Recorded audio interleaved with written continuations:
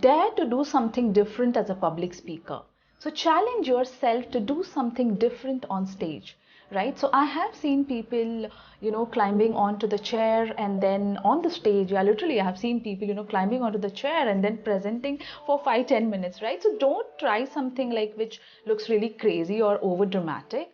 So, but remember one thing that, even after years of your presentation, after years of your speech, people should remember you. That should be the impact, right? So try something, which you are very comfortable with, and don't just care what people say. You can start with a prop, like for example, you can, start with a bottle like this, or but that should be related to the topic which you're speaking, right? So I saw a speaker, he started with a coffee cup of Starbucks. So he was talking about pricing and branding strategy. Like he was talking about like why do Starbucks charge a lot and people are ready to pay it.